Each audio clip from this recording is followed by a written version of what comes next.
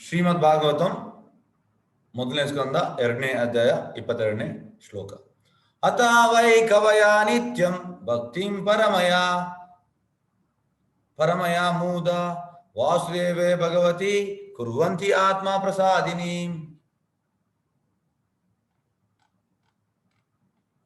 ವಾಸ್ತವವಾಗಿ ಅನಾದಿಕಾಲದಿಂದಲೂ ಎಲ್ಲ ದಿವ್ಯವಾದಿಗಳು ಪರಮಪುರುಷ ಭಗವಾನ್ ಶ್ರೀಕೃಷ್ಣನಿಗೆ ಆನಂದಭರಿತವಾದ ಭಕ್ತಿ ಸೇವೆಯನ್ನು ಸಲ್ಲಿಸುತ್ತಾರೆ, ಏಕೆಂದರೆ ಅಂತ ಭಕ್ತಿ ಸೇವೆ ಆತ್ಮಕ್ಕೆ ಚೈತನ್ಯವನ್ನು ಕೊಡುತ್ತದೆ. ಭಾವಾರ್ಥ ಬೈ ಇಸ್ ಡಿವೈನ್ ಗ್ರೇಸ್ ಎಸ್ ಭಕ್ತಿ ಸ್ವಾಮಿ ಶಿಲ ಪ್ರಭುಪಾದ ಕಿ ಜೈ. ನೋಡಿ, ದಿವ್ಯವಾದಿಗಳಂದ್ರೆ ಭಕ್ತರು. ಅನಾದಿಕಾಲದಿಂದ ಈಶ್ವರ ಪರಮಕೃಷ್ಣ ಸಚ್ಚಿದಾನಂದ ವಿಗ್ರಹ ಅನಾದಿರ್ ಆದಿರ್ ಗೋವಿಂದ ಅಂದ್ರೆ ಕೃಷ್ಣನಿಗೆ ಅನಾದಿಕಾಲದಿಂದ ಸೇವೆ ಮಾಡ್ತಿದ್ದಾರೆ. ಭಗವಾನ್ ಕೃಷ್ಣನಿಗೆ ಆನಂದ ಭರಿತರಾಗಿ ಭಕ್ತಿ ಸೇವೆ ಸಲ್ಲಿಸುತ್ತಿದ್ದಾರೆ. ನೋಡಿ, ನಾವು ಕೂಡ ಒಂದು ಸೇವೆ ಮಾಡ್ತೇವೆ. ಅದೆಂತಂದ್ರೆ ಒಂದು ಗಲಗ್ರಹ ಮತ್ತೊಂದು ಇನ್ನೊಂದು ಬರುವಂಥದ್ದು ನಾವು ಖುಷಿಯಲ್ಲಿ ಮಾಡುವಂಥದ್ದು. ಗಲಗ್ರಹ ಅಂದ್ರೆ ನಮಗೆ ಯಾರಾದ್ರು ಕೆಲಸ ಹೇಳಿದ್ರೆ ನಾವು ಅದೊಂದು ಎಂತ ಹೇಳೋದು, ಸಿಟ್ಟಲ್ಲಿ ಮಾಡುವಂಥದ್ದು, ಅಂದ್ರೆ ಮಾಡ್ಲಿಕ್ಕೆ ಒಂದು ಮಾಡುವಂಥದ್ದು. ಇನ್ನೊಂದು ಆನಂದದಲ್ಲಿ ಮಾಡುವಂಥದ್ದು. ಇದು ಆನಂದದಲ್ಲಿ ಮಾಡುವಂಥದ್ದು, ಗಲಗ್ರಹ ಅಲ್ಲ. ನಮ್ಗೆ ಎಂತಾದ್ರು ಸೇವೆ ಕೊಟ್ಟರೆ ನಮ್ಗೆ ಅದರಲ್ಲಿ ಆಸಕ್ತಿ ಇಲ್ಲದಿದ್ರೆ ನಾವು ಒಂದು ಯಾವುದೊಂದು ಮನಸ್ಸಲ್ಲಿ ಮಾಡ್ತೇವೆ, ಒಂದು ಮಾಡ್ಬೇಕಂತ ಇದ್ರಲ್ಲಿ ಮಾಡ್ತೇವೆ. ಆ ರೀತಿ ಅಲ್ಲ. ಭಕ್ತಿ ಸೇವೆ ಯಾವಾಗಲೂ ಸುಸುಖಂ ಅಂದ್ರೆ ತುಂಬಾ ಖುಷಿಯಲ್ಲಿ ಮಾಡ್ಬೇಕಂತೆ. ಕೃಷ್ಣನಿಗೆ ಆನಂದ ಭರಿತರಾಗಿ ಭಕ್ತಿ ಸೇವೆಯನ್ನು ಸಲ್ಲಿಸುತ್ತಿದ್ದಾರೆ, ಏಕೆಂದರೆ ಅಂತ ಭಕ್ತಿ ಸೇವೆ ಆತ್ಮಕ್ಕೆ ಚೈತನ್ಯವನ್ನು ಕೊಡುತ್ತದೆ. ನಿಜವಾಗಿ ಆತ್ಮಕ್ಕೆ ಖುಷಿ ಕೊಡುವಂಥದ್ದು ಆ ಭಕ್ತಿ ಸೇವೆ. ಈಗ ಭಾವಾರ್ಥಕ್ಕೆ ಬರುವ ಪರಮ ಪುರುಷ ಶ್ರೀಕೃಷ್ಣನಿಗೆ ಸಲ್ಲಿಸುವ ಭಕ್ತಿಯುತ ಸೇವೆಯ ವೈಶಿಷ್ಟ್ಯವನ್ನು ಇಲ್ಲಿ ವಿಶೇಷವಾಗಿ ಉಲ್ಲೇಖಿಸಲಾಗಿದೆ. ಅಂದ್ರೆ ಸೇವೆಯಲ್ಲಿ ಕೂಡ ಬೇರೆ ಬೇರೆ ರೀತಿಯಲ್ಲಿ ಉಂಟು ಸೇವೆ. ಈಗ ಭಕ್ತಿಯಲ್ಲಿ ತಾಮಸಿಕ ಭಕ್ತಿ ದಕ್ಷಂದು, ಮತ್ತೆ ಧ್ರುವ ಮಹಾರಾಜ ರಾಜಸಿಕ ಭಕ್ತಿ ಅಂದ್ರೆ ಆ ಮೇಲ್ನೋಟಕ್ಕೆ, ಯಾಕಂದ್ರೆ ಮತ್ತೆ ಅವರು ಶುದ್ಧ ಭಕ್ತರಾದ್ರು ಧ್ರುವ ಮಹಾರಾಜ. ಸ್ಟಾರ್ಟಿಂಗ್ ಅವರು ರಾಜಸಿಕ ಅಂದ್ರೆ ಅವರಿಗೆ ಒಂದು ರಾಜ್ಯ ಬೇಕಂತ ಹೋದವರು, ಹಾಗಾಗಿ ಅವರಿಗೆ ರಾಜಸಿಕ ಭಕ್ತಿ. ಇವರದು ದಕ್ಷಿಣ ತಾಮಸಿಕ. ಅದೇ ರೀತಿ ಸಾತ್ವಿಕ ಭಕ್ತಿ ಕೂಡ ಉಂಟು, ಬೇರೆ ಬೇರೆ ರೀತಿಯ ಭಕ್ತಿ. ಭಾಗವತಮೆಲ್ಲ ಉಲ್ಲೇಖ ಉಂಟು. ಪರಮಪುರುಷ ಕೃಷ್ಣನ ಸಲ್ಲಿಸುವ ಭಕ್ತಿಯುತ ಸೇವೆಯ ವೈಶಿಷ್ಟ್ಯವನ್ನು ಇಲ್ಲಿ ವಿಷಯವಾಗಿ ಉಲ್ಲೇಖಿಸಲಾಗಿದೆ. ಅಂದ್ರೆ ಸೇವೆಯಲ್ಲಿ ಕೂಡ ನಾವು ಎಂತ ಮಾಡೋದಂದ್ರೆ ಪೂರ್ತಿ ಆ ಸೇವೆಗೆ ಮನಸ್ಸಿಟ್ಟು ಮಾಡುವಂಥದ್ದು ಬೇರೆ. ಮತ್ತೆ ನಮಗೆ ಒಂದು ಯಾರಾದ್ರೂ ಹೇಳುವಾಗ, ಈಗ ನಿಮ್ಗೆ ಎಂಥದ್ದು ಒಂದು ಸೇವೆ ಹೇಳ್ತೇನೆ, ಸೇವೆ ಹೇಳುವಾಗ ನೀವೊಂದು ಒಬ್ಬರು ಮನಸ್ಸಿದ್ದು ಮಾಡುವಂಥದ್ದು, ಇನ್ನೊಬ್ಬರು ಹೇಳಿದಾರ ಅಂತ ಮಾಡುವಂಥದ್ದು, ಅದರಲ್ಲಿ ತುಂಬಾ ವ್ಯತ್ಯಾಸ ಉಂಟು. ಇಲ್ಲಿ ಅದೇ ಸೇವೆ ವೈಶಿಷ್ಟ್ಯವನ್ನು ಇಲ್ಲಿ ವಿಶೇಷವಾಗಿ ಉಲ್ಲೇಖಿಸಲಾಗಿದೆ. ಶ್ರೀಕೃಷ್ಣ ಸ್ವಯಂ ರೂಪ ಪರಮ ಪುರುಷನಾಗಿದ್ದಾನೆ. ನೋಡಿ, ಕೃಷ್ಣ ತು ಭಗವಾನ್ ಸ್ವಯಂ. ಇದನ್ನು ಹೇಗೆ ನಾವು ತಿಳಿಯುವಂಥದ್ದು? ಹೇಗೆ ಅಂದ್ರೆ ನೋಡಿ, ಫಸ್ಟ್ ಕೃಷ್ಣನಿಂದ ಬಲರಾಮ್. ನೋಡಿ, ಇಲ್ಲಿ ಬಲದೇವ ಅಂದ್ರೆ ಬಲರಾಮಿಂದ ಬರುವಂಥದ್ದು ಮತ್ತೆ ಸಂಕರ್ಷಣ ವಾಸುದೇವ ಅನಿರುದ್ಧ ಪ್ರದ್ಯುಮ್ನ ಸೀರೀಸ್. ಹೇಗೆ ಅಂದ್ರೆ ಫಸ್ಟ್ ಸಂಕರ್ಷಣದಿಂದ ಬರುವಂಥದ್ದು 3 ಪುರುಷ ಅವತಾರ. ಯಾವುದೆಲ್ಲ 3 ಪುರುಷ ಅವತಾರ? ಮಹಾವಿಷ್ಣು ಅಂದ್ರೆ ಕಾರುಣದಕ್ಷಯ ವಿಷ್ಣು, ಮತ್ತೆ ನೆಕ್ಸ್ಟ್ ಬರುವಂಥದ್ದು ಗರ್ಭೋದಕ್ಷ ವಿಷ್ಣು, ಮತ್ತೆ ಬರುವಂಥದ್ದು ಕ್ಷೀರೋದಕ್ಷ ವಿಷ್ಣು. ಆ ಗರ್ಭೋದಕ್ಷ ವಿಷ್ಣುವಿನಿಂದ ಬರುವಂಥದ್ದು ಬ್ರಹ್ಮ, ಒಕ್ಕಳಿಂದ ಹುಟ್ಟುವಂಥ ಬ್ರಹ್ಮ, ಮತ್ತೆ ಬ್ರಹ್ಮನಿಂದ ಎಲ್ಲ ಸೃಷ್ಟಿಯಾಗುವಂಥದ್ದು. ಆ ಕ್ಷೀರೋದಕ್ಷ ವಿಷ್ಣು ನಮ್ಮ ಹೃದಯದಲ್ಲಿ ಪರಮಾತ್ಮನಾಗಿ ಇದ್ದಾರೆ. ಹಾಗೆ ಇದನ್ನು ನಾವು ತಿಳಿಬೇಕು. ನೋಡಿ, ಅನಿರುದ್ಧ ಪ್ರದ್ಯುಮ್ನ ಸಂಕರ್ಷಣ, ಅನಿರುದ್ಧ ಪ್ರದ್ಯುಮ್ನ ನಾರಾಯಣ, ಈ ರೀತಿ. ಮತ್ತೆ ಪುರುಷ ಅವತಾರ 3 ಪುರುಷ ಅವತಾರ. ಅದನ್ನ ಹೇಳಿದೆ. ಕಾರಣದಕ್ಷ ವಿಷ್ಣು ಅಂದ್ರೆ ಮಹಾವಿಷ್ಣು, ಗರ್ಭದಕ್ಷ ವಿಷ್ಣು, ಕ್ಷೀರೋದಕ್ಷ ವಿಷ್ಣು. ಮತ್ತೆ ಗುಣಾವತಾರ ಅಂದ್ರೆ ಬ್ರಹ್ಮ ವಿಷ್ಣು ಮಹೇಶ್ವರ, ಅದು ಗುಣಾವತಾರ. ಮತ್ತೆ ಲೀಲಾವತಾರ ಅಂದ್ರೆ ಕೃಷ್ಣನ ಬೇರೆ ಬೇರೆ ಲೀಲಾ, ಈ ನರಸಿಂಹ ಬರ್ತದೆ, ಮತ್ತೆ ರಾಮ, ಇದೆಲ್ಲ ಲೀಲಾವತಾರ. ಮತ್ತೆ ಯುಗಾವತಾರ ಚೈತನ್ಯ ಮಹಾಪ್ರಭು, ಅವರು ಯುಗಾವತಾರ. ಮತ್ತೆ ಶಕ್ತಾವೇಶ ಅವತಾರ ಅಂದ್ರೆ ನಮ್ಮ ನಾರದ ಮುನಿ. ಮತ್ತೆ ಮನ್ವಂತರ ಅವತಾರ ಅಂದ್ರೆ ಮನುಗಳು, ಬೇರೆ ಬೇರೆ ಮನುಗಳು. ಈ ರೀತಿ 6 ಅವತಾರಗಳು ಉಂಟು. ಪುರುಷಾವತಾರ, ಗುಣಾವತಾರ, ಲೀಲಾವತಾರ, ಯುಗಾವತಾರ, ಮನ್ವಂತರ ಅವತಾರ, ಮತ್ತೆ ಶಕ್ತಾವೇಶ ಅವತಾರ. ಒಳಗೊಂಡಂತೆ ಪರಮಪುರುಷನ ಇತರ ಹಲವು ಸಾವಿರ ರೂಪಗಳು ಭಗವಾನ್ ಶ್ರೀಕೃಷ್ಣನ ಸಮಗ್ರ ಅಂಶ ಮತ್ತು ಅವಿಭಾಜ್ಯ ಅಂಗಗಳೇ ಆಗಿವೆ. ಇದಕ್ಕೆ ನಿಮಿಷ ಇದನ್ನು ನಿಮಗೆ ತಿಳಿಸ್ತೇನೆ.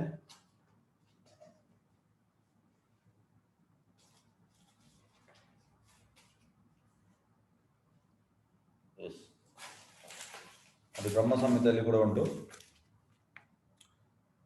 ಬ್ರಹ್ಮ ಸಂಹಿತೆ ಅಂತ ಹೇಳ್ತಾರೆ, ದೀಪಾರ್ಚಿರೇವ ದಶಾಂತರಂ ಅಭ್ಯುಪೇತ್ಯ ದೀಪಾಯತಿ ವಿವೃತ ಹೇತು ಸಮಾನ ಧರ್ಮ ಎಸ್ತದ್ಗೇವ ಚ ವಿಷ್ಣು ತಯಾ ವಿಭಾತಿ ಗೋವಿಂದ ಆದಿಪುರುಷಂ ತಮಂ ಭಜಾಮಿ. ಅಂದ್ರೆ ಇದು ಬ್ರಹ್ಮ ಹೇಳುವಂಥದ್ದು. ಮೊದಲ ಕ್ಯಾಂಡಲ್ ಯಾರು? ಕೃಷ್ಣ.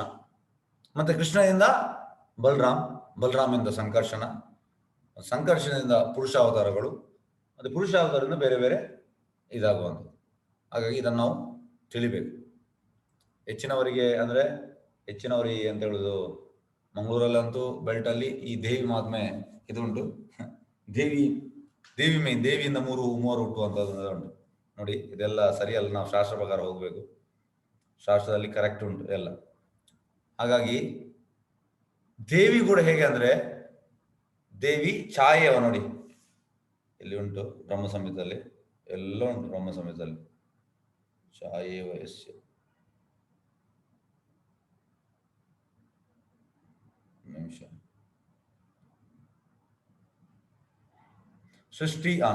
ಸೃಷ್ಟಿ ಸ್ಥಿತಿ ಪ್ರಳಯ ಸಾಧನ ಶಕ್ತಿ ರೇಖ ಛಾಯೇ ವಯಸ್ಯ ಭುವನಾನಿ ವಿಭರ್ತಿ ದುರ್ಗ ಇಚ್ಛಾ ಅನುರೂಪಮಭಯಸ್ಯ ಚೇಷ್ಟ ತೇಷ ಗೋವಿಂದಮಾದಿ ಪುರುಷಂ ತಮಹಂ ಭಜಾಮಿ. ಅಂದ್ರೆ ದೇವಿ ಯಾವಾಗಲೂ ಅಂದ್ರೆ ಕೃಷ್ಣನಿಗೆ ಛಾಯೆಯಾಗಿರುವಂಥದ್ದು. ದೇವಿ ಬೇರೇನಲ್ಲ, ಕೃಷ್ಣನಿಂದ ಎಕ್ಸ್ಪಾನ್ಷನ್ ಆಗುವಂಥದ್ದು ರಾಧಾರಾಣಿ, ಅಲ್ಲಾದಿನ ಶಕ್ತಿ. ಆ ರಾಧಾರಾಣಿಯಿಂದ ಎಕ್ಸ್ಪಾನ್ಷನ್ ಆಗುವಂಥದ್ದು ದೇವಿ. ಹಾಗಾಗಿ ಇದು ನಾವು ತಿಳಿಬೇಕು. ಇದು ಶಾಸ್ತ್ರದಲ್ಲಿ ಉಂಟು, ಎಲ್ಲ ಉಲ್ಲೇಖ ನೋಡಿ. ಅದಕ್ಕೆ ನಾವು ಕರೆಕ್ಟ್ ಆದ ಅಥಾರಿಟಿ. ಈಗ ಬ್ರಹ್ಮ ಸಂಹಿತೆಯಲ್ಲಿ ನಿಮ್ಗೆ ಏನು ಡೌಟ್ ಇಲ್ಲ, ಎಲ್ಲ ಇಲ್ಲಿ ನೋಡಿ. ಬ್ರಹ್ಮ ಸಂಹಿತೆಯಲ್ಲಿ ಇದು ಕೂಡ ಉಂಟು, ಯಾವುದು ನಮ್ದು ಗಣಪತಿ ಪ್ರೇಯರ್ಸ್ ಕೂಡ ಉಂಟು. ಯತ್ ಪಾದ ಪಲ್ಲವ ಯುಗಂ ವಿನಿದಾಯ ಕುಂಭ ದ್ವಂದ್ವೇ ಪ್ರಣಾಮ ಸಮಯೇಶ ಗಣಾದಿರಾಜ ವಿಜ್ಞಾನ ವಿಹಂತು ಅಲಂ ಅಸ್ಯ ಜಗತ್ರಯಸ್ಯ ಗೋವಿಂದಮಾದಿ ಪುರುಷಂ ತಮಂ ಭಜಾಮಿ. ಗಣಪತಿದು ಈ ಸೊಂಡಿಲುಂಟಲ್ಲ, ಯಾವಾಗ್ಲೂ ನರಸಿಂಹನ ಪಾದದಲ್ಲಿ ಇರುವುದಂತೆ. ನರಸಿಂಹನಿಂದ ಮತ್ತೆ ಗಣಪತಿಗೆ ಶಕ್ತಿ ಬರುವಂಥದ್ದು. ಇದನ್ನು ನಾವು ತಿಳಿಬೇಕು. ಮತ್ತೆ ಶಿವಂದು ಕೂಡ ಉಂಟು, ಒಂದು ನಿಮಿಷ.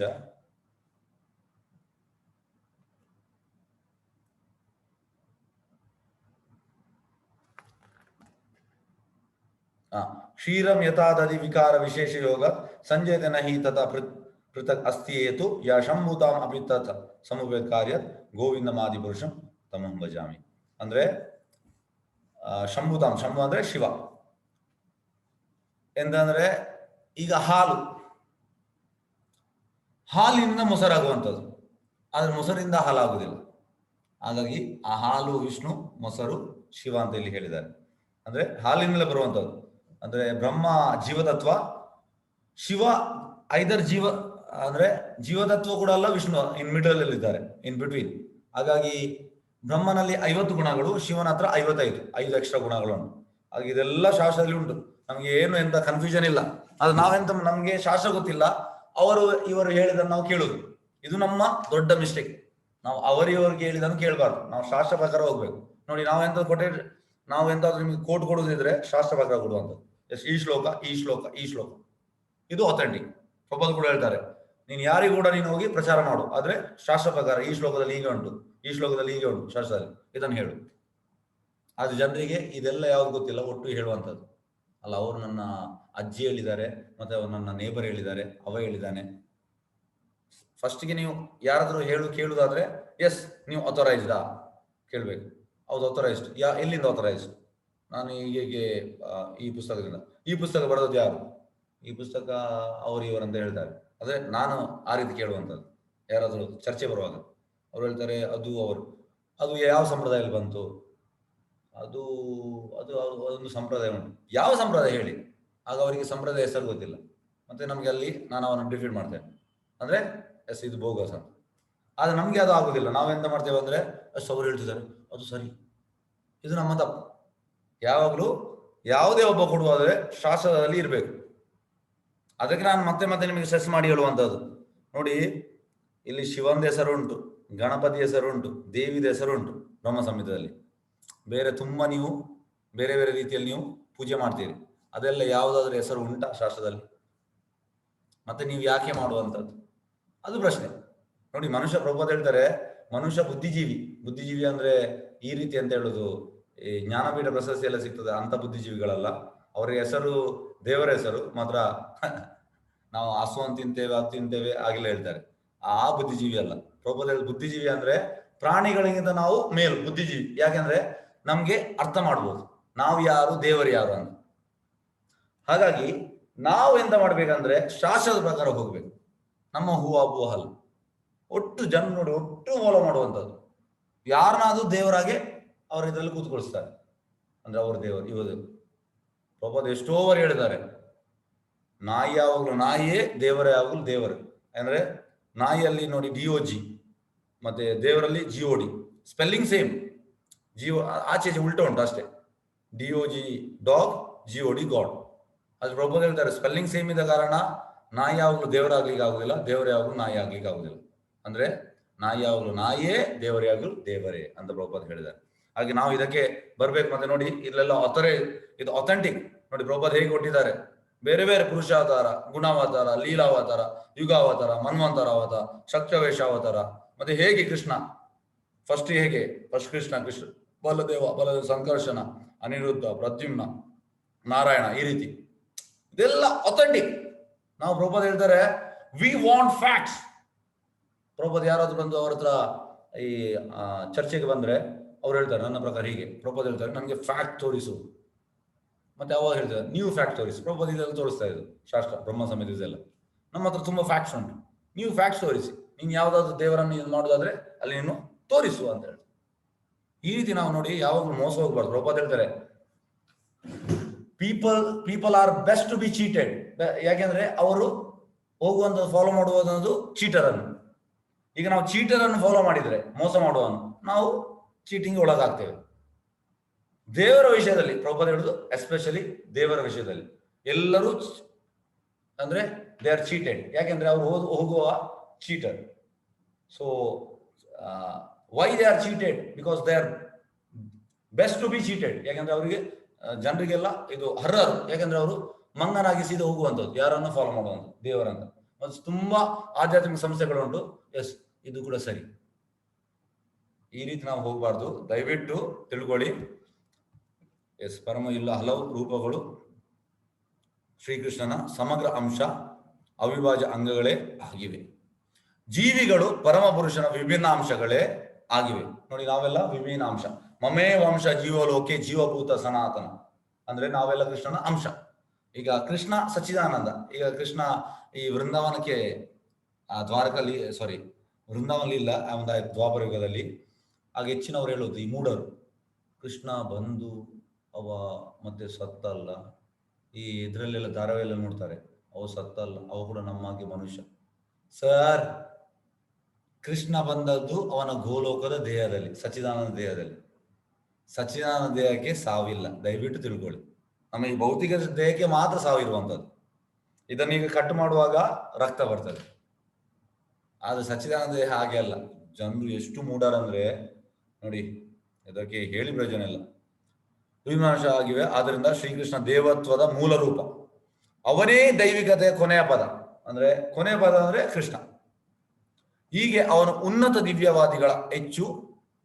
ದಿವ್ಯವಾದಿಗಳಿಗೆ ಹೆಚ್ಚು ಆಕರ್ಷಕನಾಗಿದ್ದಾನೆ. ಅಂದ್ರೆ ಈ ವೈಷ್ಣವರಿಗೆ, ಶುದ್ಧ ಭಕ್ತರಿಗೆ ಕೃಷ್ಣ ಜಾಸ್ತಿ ಆಕರ್ಷ. ಯಾಕಂದ್ರೆ ಅವರಿಗೆ ಗೊತ್ತುಂಟು ಕೃಷ್ಣ ಮಾಮೂಲಿ ಅಲ್ಲ, ಕೃಷ್ಣ ಗೋಲೋಕದಿಂದ ಸಚ್ಚಿದಾನಂದ ದೇಹದಲ್ಲಿ ಬಂದಿದ್ದಾನೆ ಅಂತ ರೂಪದಲ್ಲಿ. ಅವರು ಭಗವಂತನ ಸನಾತನ ಲೀಲೆಯಲ್ಲಿ ಪಾಲ್ಗೊಳ್ಳುತ್ತಾರೆ. ನೋಡಿ, ದಿವ್ಯವಾದಿಗಳು ಅಂದ್ರೆ ವೈಷ್ಣವರು ಕೃಷ್ಣನ ಲೀಲೆಯಲ್ಲಿ ಪಾಲ್ಗೊಳ್ತಾರೆ. ಆದ್ರೆ ನಮ್ಗೆ ಎಂಟ್ರಿ ಇಲ್ಲ ಲೀಲೆಯಲ್ಲಿ. ಯಾಕಂದ್ರೆ ನಾವೀಗ ಅವಿಪಕ್ವ, ಕುಯೋಗಿ. ನಾರದಮುನಿ ಅಂತ ಹೇಳುವಂಥದ್ದು ಧ್ರುವ ಮಹಾರಾಜಿಗೆ, ನೀನು ಅವಿಪಕ್ವ ಕುಯೋಗಿ ಅಂತಂದ್ರೆ ನೀನು ಹಣ್ಣಾಗ್ಲಿಲ್ಲ. ನಾವೀಗ ಭಕ್ತಿಯಲ್ಲಿ ಮೆಚೂರ್ ಆಗಲಿಲ್ಲ. ಹಾಗಾಗಿ ನಮ್ಗೀಗ ದಯವಿಟ್ಟು ಯಾರು ಕೂಡ ಲೀಲಾ ಸ್ಮರಣೆಗೆ ಹೋಗಬೇಡಿ. ಲೀಲಾ ಸ್ಮರಣೆ ಹೋದ್ರೂ ಕೂಡ ನಿಮ್ಗೆ ಆಗ್ಲಿಕ್ಕಿಲ್ಲ. ಯಾಕಂದ್ರೆ ಲೀಲಾ ಸ್ಮರಣೆ ಉನ್ನತ ರಾಗಾನುಗ ಭಕ್ತಿ. ಪ್ರಭುಪಾದ ಹೇಳ್ತಾರೆ, 100% ಶುದ್ಧ ಭಕ್ತರಾದ್ರೆ ಮತ್ತೆ ನಮ್ಗೆ ಲೀಲಾ ಸ್ಮರಣೆ ಬರ್ತದೆ. ಈಗ ನಾವು ಲೀಲೆ ಹೋದ್ರೆ ನಮ್ಗೆ ಕಾಮವೇ ಬರ್ತದೆ. ಹಾಗೆ ದಯವಿಟ್ಟು ತಿಳ್ಕೊಳ್ಳಿ. ಶ್ರೀಕೃಷ್ಣ ಮತ್ತು ಬಲದೇವನ್ ಉಳಿದ ಪರಮ ಪುರುಷನ ಮಿಕ್ಕ ರೂಪಗಳಲ್ಲಿ ಆಪ್ತ ವೈಯಕ್ತಿಕ ಸಂಪರ್ಕ ವ್ರಜಭೂಮಿಯಲ್ಲಿ ಭಗವಂತನ ದೈವಿಕ ಲೀಲೆಯಲ್ಲಿ ಇದ್ದಂತೆ ಅವಕಾಶವಿಲ್ಲ. ಈಗ ಹೇಗಂದ್ರೆ ನೋಡಿ, ಇದು ರೂಪ ಗೋಸ್ವಾಮಿ ಅಲ್ಲ, ಜೀವ ಗೋಸ್ವಾಮಿ ಇದು ಕೃಷ್ಣ ಸಂದರ್ಭದಲ್ಲಿ ಉಂಟು. ಅವರೆಂತ ಹೇಳ್ತಾರೆ ಅಂದ್ರೆ, ಜೀವ ಗೋಸ್ವಾಮಿ ಈಗ ಅಂದ್ರೆ ಚೈತನ್ಯ ಮಹಾಪ್ರಭು ಬರುವ ಮುಂಚೆ ಈ ವೃಂದಾವನ ಲೀಲೆ ಆಗ್ತದೆ ದ್ವಾಪರ ಯುಗ. ಆಗ ಕೃಷ್ಣ ಆ ವೃಂದಾವನ ಲೀಲೆಯನ್ನು ಮಾಡಿದ ಪಾಸ್ಟ್ ಟೈಮ್ಸ್. ನೆಕ್ಸ್ಟ್ ಈಗ ಈ ಕಲಿಯುಗ ಎಂಡಾಗಿ ಸತ್ಯಯುಗ ಆಗ್ತದೆ, ಮತ್ತೆ ದ್ವಾಪರ ಯುಗ ಬರ್ತದೆ. ಆಗ ಕೃಷ್ಣನ ವೃಂದಾವನ ಲೀಲೆ ಇಲ್ಲ ಅಂತೆ. ಮತ್ತೆ ಇನ್ನೊಂದು ವಿಷಯ ಅಂತ ಅಂದ್ರೆ, ಈಗ ನೀವು ಹೆಚ್ಚಿನವರು ಹೇಳ್ತಾರೆ ಈಗ ಇದು ಕಲಿಯುಗ, ಈಗ ಇದು ಕೃಷ್ಣನ ಲೀಲೆ ಇಲ್ಲ ಅಲ್ಲ ಸರ್. ಇದು ಈ ಭೂಲೋಕದಲ್ಲಿ ಕಲಿಯುಗ, ಬೇರೆ ಲೋಕದಲ್ಲಿ ಕೃಷ್ಣನ ನಿತ್ಯ ಲೀಲೆ ಆಗ್ತಾ ಉಂಟು.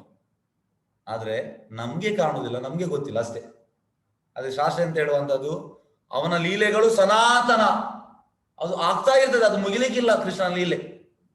ಹಾಗೆ ನೋಡಿ, ಇಲ್ಲಿ ಆ ವೈಯಕ್ತಿಕ ಸಂಪರ್ಕದ ವ್ರಜಭೂಮಿಯಲ್ಲಿ ಭಗವಂತ ದೈವಿಕ ಲೀಲೆಯಲ್ಲಿ ಇದ್ದಂತೆ ಅವಕಾಶವಿಲ್ಲ. ಹಾಗಾಗಿ ಜೀವ ಗೋಸ್ವಾಮಿ ಅಂತ ಹೇಳ್ತಾರೆ ಅಂದ್ರೆ ಕೃಷ್ಣ ಸಂದರ್ಭದಲ್ಲಿ ನೆಕ್ಸ್ಟ್ ಸೈಕಲ್ ಅಲ್ಲಿ, ಅಂದ್ರೆ ಈಗ ಕಲಿಯುಗ ಆದ ಕೂಡ ನೆಕ್ಸ್ಟ್ ಸತ್ಯಯುಗ ಆಗ್ತದೆ, ಮತ್ತೆ ತ್ರೇತಾಯುಗ ಅಲ್ಲ, ಮತ್ತೆ ದ್ವಾಪರ ಯುಗ.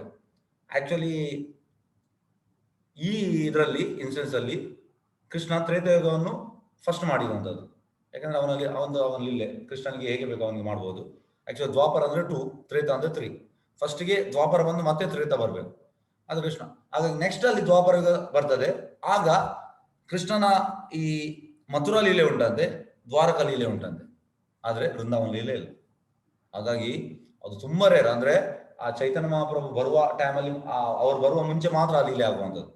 ತುಂಬಾ ಅಂದ್ರೆ ಹಾಗಾಗಿ ನಮ್ಗೆ ಅದೊಂದು ತುಂಬಾ ಒಂದು ಅವಕಾಶ ಸಿಕ್ಕಿದೆ ಅದನ್ನು ಓದುವಂಥದ್ದು. ಮತ್ತೆ ನಾವು ಈಗ ವೆರಿ ನೆಕ್ಸ್ಟ್ ಅದರ ಇದರಲ್ಲಿ ಬಂದಿದ್ದೇವೆ, ಅದು ನಮ್ಮ ಭಾಗ್ಯ ಅಂತ ಜೀವ ಗೋಸ್ವಾಮಿಯಲ್ಲಿ ಹೇಳ್ತಾರೆ. ವ್ರಜಭೂಮಿಯಲ್ಲಿ ಭಗವಂತನ ದೈವಿಕ ಲೀಲೆಯಲ್ಲಿ ಇದ್ದಂತೆ ಅವಕಾಶವಿಲ್ಲ. ಎಸ್, ಶ್ರೀಕೃಷ್ಣನ ದೈವಿಕ ಲೀಲೆ ಕೆಲವು ಅಲ್ಪಮತಿಗಳು ವಾದ ಮಾಡುವಂತೆ ಹೊಸದಾಗಿಯನ್ನು ಒಪ್ಪಿಕೊಂಡದಲ್ಲ. ಅದು ಹೊಸದಲ್ಲ, ಅದು ಸನಾತನ. ಅದು ಅವರು ಹೇಳುವಂತಹ ಇದು ಹೊಸದನ್ನ ನೋಡಿ, ಅವನ ಲೀಲೆಗಳು ಸನಾತನವಾದವು.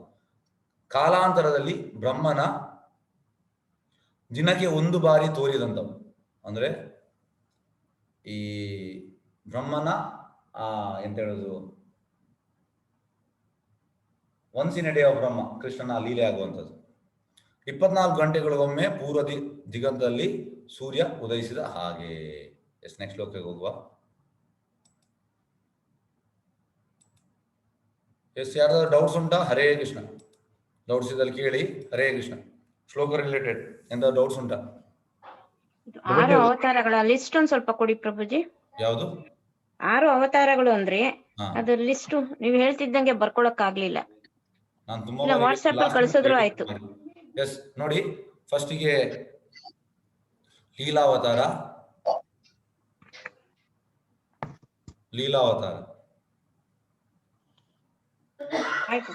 ಬರ್ದ್ರ ಲೀಲಾವತಾರ ಆಯ್ತು. ನೆಕ್ಸ್ಟ್ ಪುರುಷಾವತಾರ ಆಯ್ತು. ಗುಣಾವತಾರ, ಯುಗಾವತಾರ. ನೋಡಿ, ಇಲ್ಲೇ ಉಂಟು ಪುರುಷಾವತಾರ, ಗುಣಾವತಾರ, ಲೀಲಾವತಾರ, ಯುಗಾವತಾರ, ಮತ್ತೆ ಮನ್ವಂತರ ಅವತಾರ, ಶಕ್ತಾವೇಶ ಅವತಾರ. ಎಸ್, ಮಾಲತಿ ಮಾತಾಜಿ. ಎಸ್, ಹೇಳಿ ಮಾತಾಜಿ. ಮಾಲತಿ. ಹರೇ ಕೃಷ್ಣ. ಏನ್ ಪ್ರಶ್ನೆ ಮಾತಾಜಿ? ಹರೇ ಕೃಷ್ಣ. ಮಾಲತಿ. ಪ್ರಭುಜಿ, ರಜಭೂಮಿ ರಜಭೂಮಿ ವ್ರಜಭೂಮಿ ಅಂದ್ರೆ ವೃಂದಾವನ. ಹರೇ ಕೃಷ್ಣ. ಮಾಲತಿ ಮಾತಾ ಜನ್ಮ ಮಾಡಿ. ಹರೇ ಕೃಷ್ಣ. ನಾನು ವಿಷ್ಣು, ಆಮೇಲೆ ಬ್ರಹ್ಮ ಏನ್ ಹೇಳಿದ್ದು ಪ್ರಭುಜಿ ಸರಿ ಕೇಳಿಸ್ಲಿಲ್ಲ. ನೋಡಿ, ಈ ಪುರುಷಾವತಾರದಲ್ಲಿ ಫಸ್ಟ್ಗೆ ಕೃಷ್ಣನಿಂದ ಬಲರಾಮ. ಹರೇ ಕೃಷ್ಣ. ಕೇಳಿದ? ಕೇಳ್ತಾ ಇದೆ. ಕೃಷ್ಣನಿಂದ ಬಲರಾಮ, ಬಲರಾಮನಿಂದ ಪ್ರದ್ಯುಮ್ನ,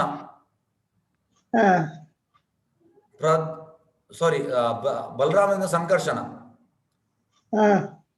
ಫಸ್ಟ್ಗೆ ಕೃಷ್ಣನಿಂದ ಬಲರಾಮನಿಂದ ಸಂಕರ್ಷಣ. ಫಸ್ಟ್ ಸಂಕರ್ಷಣೆಯಿಂದ 3 ಅಂದ್ರೆ ಫಸ್ಟ್ ಸಂಕರ್ಷಣೆಯಿಂದ ಫಸ್ಟಿಗೆ ಕಾರಣದಕ್ಷ ವಿಷ್ಣು, ಮಹಾವಿಷ್ಣು. ಸಂಕರ್ಷಣದಿಂದ ಬರುವಂತದ್ದು ಮಹಾವಿಷ್ಣು. ಮತ್ತೆ ಆ ಮಹಾವಿಷ್ಣುವಿಂದ ಬರುವಂತದ್ದು ಗರ್ಭೋದಕ್ಷ ವಿಷ್ಣು. ಆ ಗರ್ಭೋದಕ್ಷ ವಿಷ್ಣುವಿಂದ ಬರುವಂತದ್ದು ಕ್ಷೀರೋದಕ್ಷ ವಿಷ್ಣು. ಆ ಗರ್ಭೋದಕ್ಷ ವಿಷ್ಣುನ ಹೊಕ್ಕಳಿಂದ ಹುಟ್ಟುವಂತದ್ದು ಬ್ರಹ್ಮ. ಮತ್ತೆ ಎಲ್ಲ ಸೃಷ್ಟಿ ಆಗುದು ಬ್ರಹ್ಮನಿಂದ. ತಿಳಿತಾ? ಇನ್ನೊಂದ್ಸಲ ಹೇಳಿ ಪ್ರಭುಜಿ. ಕ್ಷೀರೋದಾಯಿ ವಿಷ್ಣು, ವಿಷ್ಣುವಿನ ನೋಡಿ ದಯವಿಟ್ಟು ದಯವಿಟ್ಟು ಸರಿ. ಫಸ್ಟಿಗೆ ಕೃಷ್ಣನಿಂದ ಬಲರಾಮ್, ಗೊತ್ತಾಯ್ತಾ? ಕೃಷ್ಣನಿಂದ ಬಲರಾಮ್, ಬಲರಾಮನಿಂದ ಸಂಕರ್ಷಣ, ಮತ್ತೆ ಹಾಗೆ ಸಂಕರ್ಷಣ, ಅನಿರುದ್ಧ, ಪ್ರದ್ಯುಮ್ನ, ಈ ರೀತಿ ಉಂಟು ವಾಸುದೇವಲ್ಲ. ಫಸ್ಟ್ ಸಂಕರ್ಷಣದಿಂದ ಬರುವಂತದ್ದು ಈ ಪುರುಷಾವತಾರದಲ್ಲಿ ಫಸ್ಟಿಗೆ ಮಹಾವಿಷ್ಣು, ಅಂದ್ರೆ ಕಾರಣದಕ್ಷ ವಿಷ್ಣು, ಮಹಾವಿಷ್ಣು ಒಂದೇ. ಗೊತ್ತಾಯ್ತಾ? ಮತ್ತೆ ಆ ಮಹಾವಿಷ್ಣುವಿಂದ ಬರುವಂತದ್ದು ಗರ್ಭೋದಕ್ಷ ವಿಷ್ಣು. ಗರ್ಭೋದಕ್ಷ ವಿಷ್ಣುವಿಂದ ಬರುವಂತದ್ದು ಕ್ಷೀರೋದಕ್ಷ ವಿಷ್ಣು. ಮತ್ತೆ ಆ ಗರ್ಭೋದಕ್ಷ ವಿಷ್ಣುವಿನ ಹೊಕ್ಕಳಿಂದ ಹುಟ್ಟುವಂತದ್ದು ಬ್ರಹ್ಮ.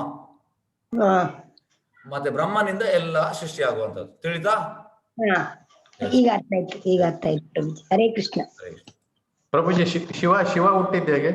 ಶಿವ ಬ್ರಹ್ಮನಿಂದ. Okay, yes, Harshali Gowda. ಹರೇ ಕೃಷ್ಣ ಪ್ರಭುಜಿ. ಹೇಳಿ. ಏನಂದ್ರೆ ಬ್ರಹ್ಮನ 24 ಗಂಟೆಗಳಲ್ಲಿ ಒಮ್ಮೆ ಕೃಷ್ಣ ಬರ್ತಾನೆ. ಹಾಗಾದ್ರೆ ಅದು ಬ್ರಹ್ಮ ವಿಮೋಹನ ಲೀಲೆ ಇದೆಯಲ್ಲ, ಅದು ಯಾವಾಗ್ಲೂ ಆಗ್ತಾ ಇರ್ತದ ಬ್ರಹ್ಮನಿಗೆ? Once in a day of Brahma ಅಂದ್ರೆ ಎಂತ ಅಂದ್ರೆ ಈ ಎಂತ ಹೇಳುದು, ಟೋಟಲ್ ಈ 432 crores years ಬ್ರಹ್ಮನ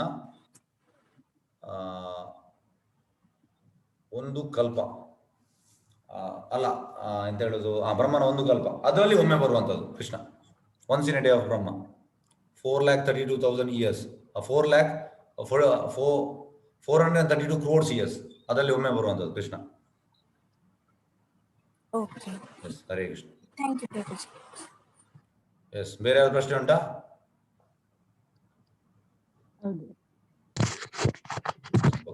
ನೆಕ್ಸ್ಟ್ ಶ್ಲೋಕಕ್ಕೆ ಹೋಗುವ.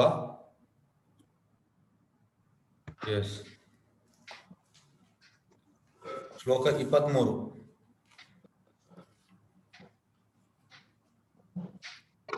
ಸತ್ವಂ ರಜಃ ತಮಃ ಇತಿ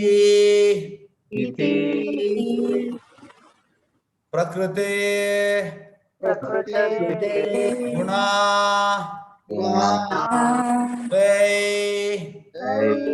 ಸತ್ವಂ ರಜಃ ತಮಃ ಇತಿ ಪ್ರಕೃತೆ ಗುಣಾತೈ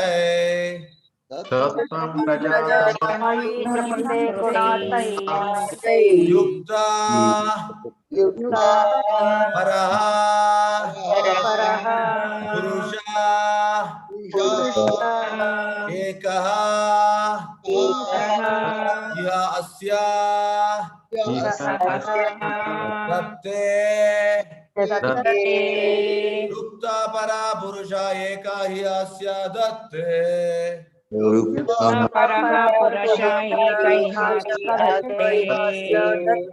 ಸ್ಥಿತಿ ಆದಯೇ ಹರಿ ವಿರಿಂಚಿ ಹರೇತಿ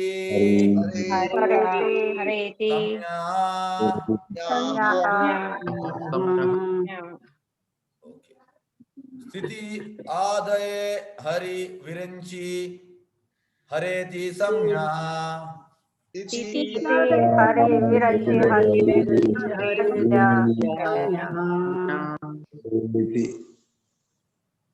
ಶ್ರೇಯಾಂಸಿ ತತ್ರ ಖಲು ತತ್ವಾ ತನೋ ನೃಣಾಂ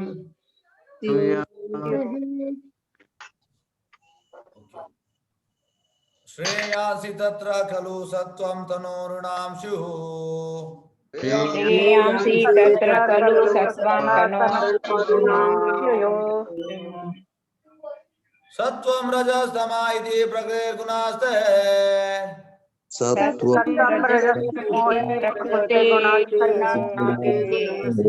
ಯುಕ್ತ ಪರಾ ಪುರುಷ ಏಕ ಹಿ ಅಸ್ಯ ದತ್ತೇ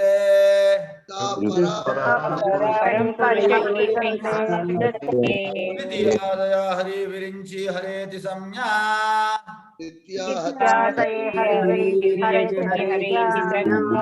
ಶ್ರೇಯಾಂಸಿ ತತ್ರ ಖಲು ಸತ್ವ ಧನೋರ್ಣಾಂ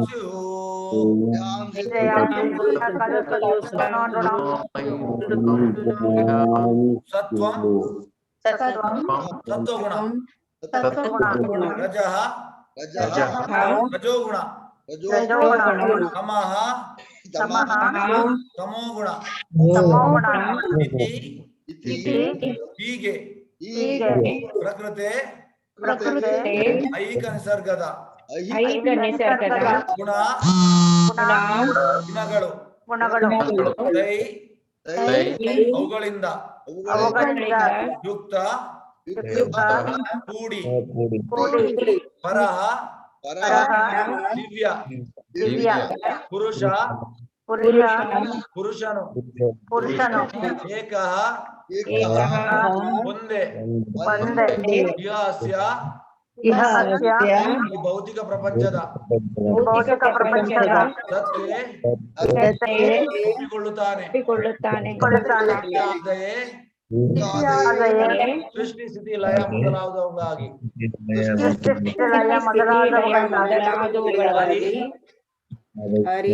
ದೇವೋತ್ತಮ ಪುರುಷನಾದ ವಿಷ್ಣು ವಿರಿಂಚಿ ಬ್ರಹ್ಮ ಹರ ಶಿವ ಇತಿ ಈ ರೀತಿಯಾಗಿ ವಿಭಿನ್ನ ಲಕ್ಷಣಗಳನ್ನು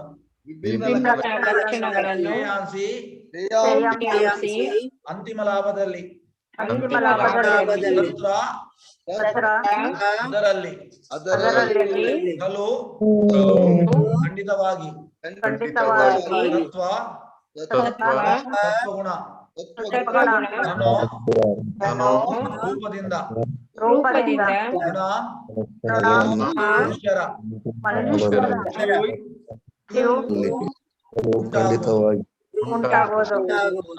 ದಿವ್ಯನಾದ ಪರಮಪುರುಷ ರಜಸ್ಸು ಸತ್ವ ತಮಸ್ಸುಗಳೆಂಬ ಮೂರು ಐಕ ಗುಣಗಳಿಗೆ ಪರೋಕ್ಷವಾಗಿ ಸಂಪರ್ಕ ಹೊಂದಿರುತ್ತಾನೆ. ಐಕ ಪ್ರಪಂಚದ ಸೃಷ್ಟಿ ಸ್ಥಿತಿ ಲಯಗಳಿಗೆ ಮಾತ್ರ ಆತನು ಬ್ರಹ್ಮ ವಿಷ್ಣು ಶಿವ ಈ ಮೂರು ಗುಣಾತ್ಮಕ ರೂಪಗಳನ್ನು ಅಂಗೀಕರಿಸುತ್ತಾನೆ. ಈ ಮೂರರಲ್ಲಿ ಸತ್ವಗುಣಾತ್ಮಕ ರೂಪನಾದ ವಿಷ್ಣುವಿಂದ ಎಲ್ಲ ಮನುಜರ ಅಂತಿಮ ಶ್ರೇಯಸ್ಸನ್ನು ಸಾಧಿಸಿಕೊಳ್ಳಬಹುದಾಗಿದೆ. ನೋಡಿ, ಇದರಲ್ಲಿ ಇಷ್ಟು ಡೀಟೇಲ್ ಆಗಿ ಉಂಟು. ಜನರು ಆ ದೇವಿ ಮಹಾತ್ಮೆ ನೋಡಿ ಈ ಮೂವರು ಬಂದದ್ದು ದೇವಿಯಿಂದ ಅಂತ ಹೇಳ್ತಾರೆ. ಎಷ್ಟು ಮೂರ್ಖರಂದ್ರೆ, ರಿಪೀಟ್ ಮಾಡುವ, ದಿವ್ಯನಾದ ಪರಮಪುರುಷ ರಜಸ್ಸು ಸತ್ವ ತಮಸ್ಸುಗಳೆಂಬ ಮೂರು ಐಕ ಗುಣಗಳೊಂದಿಗೆ ಪರೋಕ್ಷವಾಗಿ ಸಂಪರ್ಕ ಹೊಂದಿರುತ್ತಾನೆ. ಐಕ ಪ್ರಪಂಚದ ಸೃಷ್ಟಿ ಸ್ಥಿತಿ ಲಯಗಳಿಗಾಗಿ ಮಾತ್ರ ಆತನು ಬ್ರಹ್ಮ ವಿಷ್ಣು ಶಿವ ಈ ಮೂರು ಗುಣಾತ್ಮಕ ರೂಪಗಳನ್ನು ಅಂಗೀಕರಿಸುತ್ತಾನೆ. ಈ ಮೂರರಲ್ಲಿ ಸತ್ವಗುಣಾತ್ಮಕ ರೂಪನಾದ ವಿಷ್ಣುವಿನಿಂದ ಎಲ್ಲಾ ಮನುಜರು ಅಂತಿಮ ಶ್ರೇಯಸ್ಸನ್ನು ಸಾಧಿಸಿಕೊಳ್ಳಬಹುದಾಗಿದೆ.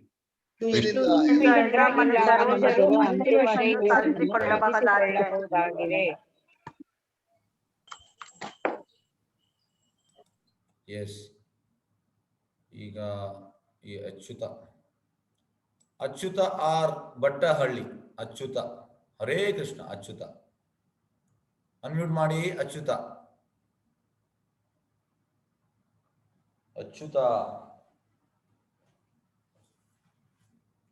ಅನ್ಮ್ಯೂಟ್ ಮಾಡೋದಿಲ್ವಾ? ಎಸ್, ಅಚ್ಯುತ, ಹರೇ ಕೃಷ್ಣ. ಹರೇ ಕೃಷ್ಣ. ಹಾ, ಓದಿ ಮಾತಾಜಿ, ಓದಿ ಭಾವಾರ್ಥ. ಮೇಲೆ ವಿವರಿಸಿದಂತೆ ಶ್ರೀಕೃಷ್ಣನ ಸಮಗ್ರ ಅಂಶಗಳಿಗೆ ಭಕ್ತಿ ಸೇವೆಯನ್ನು ಸಲ್ಲಿಸಬೇಕು ಎಂಬುದನ್ನು ಈ ಹೇಳಿಕೆ ದೃಢಪಡಿಸುತ್ತದೆ. ಶ್ರೀಕೃಷ್ಣ ಮತ್ತು ಅವನ ಸಮಗ್ರ ಅಂಶಗಳೇ ವಿಷ್ಣು ತತ್ವ. ಶ್ರೀಕೃಷ್ಣನಿಂದ ಮುಂದಿನ ರೂಪ ಬಲದೇವ, ಬಲದೇವನಿಂದ ಸಂಕರ್ಷಣ, ಸಂಕರ್ಷಣನಿಂದ ನಾರಾಯಣ, ನಾರಾಯಣನಿಂದ ಎರಡನೆಯ ಸಂಕರ್ಷಣ, ಈ ಸಂಕರ್ಷಣನಿಂದ ವಿಷ್ಣು ಪುರುಷ ಅವತಾರಗಳು. ಈ ಐಹಿಕ ಪ್ರಪಂಚದಲ್ಲಿ ವಿಷ್ಣು ಅಥವಾ ಸತ್ವಗುಣದ ಅಧಿದೇವತೆಯೇ ಕ್ಷೀರೋದಕಶಾಹಿ ವಿಷ್ಣು ಅಥವಾ ಪರಮಾತ್ಮ ಎಂಬ ಪುರುಷಾವತಾರ. ಬ್ರಹ್ಮ ರಜಸ್ಸಿನ ಅಧಿದೇವತೆ, ಶಿವ ತಮಸ್ಸಿನ ಅಧಿದೇವತೆ. ಈ ಮೂವರು ಐಹಿಕ ಪ್ರಪಂಚದ 3 ಗುಣಗಳ ವಿಭಾಗ ಮುಖ್ಯಸ್ಥರು. ಬ್ರಹ್ಮನ ರಜೋಗುಣದಿಂದ ಸೃಷ್ಟಿ ಸಾಧ್ಯವಾಗಿದೆ. ಅದನ್ನು ನಾಶ ಮಾಡಬೇಕಾಗಿ ಬಂದಾಗ ಶಿವ ತಾಂಡವ ನೃತ್ಯದಿಂದ ಅದನ್ನೆಸಗುವನು. ಐಹಿಕವಾದಿಗಳು ಮತ್ತು ಮೂಢ ಮನುಜರು ಕ್ರಮವಾಗಿ ಬ್ರಹ್ಮ ಮತ್ತು ಶಿವನನ್ನು ಪೂಜಿಸುವರು. ಆದರೆ ಶುದ್ಧ ದಿವ್ಯವಾದಿಗಳು ಸತ್ವರೂಪನಾದ ವಿಷ್ಣುವಿನ ವಿಭಿನ್ನ ರೂಪಗಳನ್ನು ಪೂಜಿಸುವರು. ವಿಷ್ಣುವು ಲಕ್ಷ ಕೋಟಿ ಸ್ವಾಂಶ ರೂಪ ಮತ್ತು ವಿಭಿನ್ನಾಂಶ ರೂಪಗಳಿಂದ ತೋರುತ್ತಿದ್ದಾನೆ. ಸ್ವಾಂಶ ರೂಪಗಳನ್ನು ಪರಮಪುರುಷನೆಂದು ಕರೆಯಲಾಗಿದೆ. ವಿಭಿನ್ನಾಂಶ ರೂಪಗಳನ್ನು ಜೀವಿಗಳೆಂದು ಕರೆಯಲಾಗಿದೆ. ಜೀವಿಗಳು ಮತ್ತು ಪರಮಪುರುಷ ಇಬ್ಬರೂ ತಮ್ಮ ಮೂಲ ಆಧ್ಯಾತ್ಮಿಕ ರೂಪಗಳನ್ನು ಹೊಂದಿದ್ದಾರೆ. ಜೀವಿಗಳು ಕೆಲವು ಬಾರಿ ಐಹಿಕ ಶಕ್ತಿಯ ಅಧೀನಕ್ಕೊಳಪಟ್ಟಿರುವರು, ಆದರೆ ವಿಷ್ಣುವಿನ ರೂಪಗಳು ಯಾವಾಗಲೂ ಈ ಶಕ್ತಿಯ ನಿಯಾಮಕಗಳಾಗಿರುತ್ತವೆ. ಪರಮಪುರುಷ ವಿಷ್ಣು ಐಹಿಕ ಪ್ರಪಂಚದಲ್ಲಿ ಆವಿರ್ಭವಿಸಿದಾಗ ಐಹಿಕ ಶಕ್ತಿಯ ಅಧೀನದಲ್ಲಿರುವ ಬದ್ಧರಾದ ಜೀವಿಗಳ ವಿಮೋಚನೆಗಾಗಿಯೇ ಬರುತ್ತಾನೆ. ಅಂತಹ ಜೀವಿಗಳು ಪ್ರಭುಗಳಾಗುವ ಆಶಯದಿಂದ ಐಹಿಕ ಜಗತ್ತಿನಲ್ಲಿ ಜನ್ಮ ತಳೆಯುತ್ತಾರೆ. ತನ್ಮೂಲಕ ಅವರು ತ್ರಿಗುಣಗಳಲ್ಲಿ ಸಿಲುಕಿಕೊಳ್ಳುತ್ತಾರೆ. ಹೀಗಾಗಿ ಜೀವಿಗಳು ಹಲವು ಬಾರಿ ಸೆರೆಮನೆಯ ವಾಸವನ್ನು ಅನುಭವಿಸಲು ತಮ್ಮ ಐಹಿಕ ಹೊರ ಆವರಣವನ್ನು ಬದಲಾಯಿಸುತ್ತಲೇ ಇರಬೇಕಾಗುತ್ತದೆ. ಪರಮಪುರುಷನ ಆದೇಶದ ಮೇರೆಗೆ ಬ್ರಹ್ಮನು ಐಹಿಕ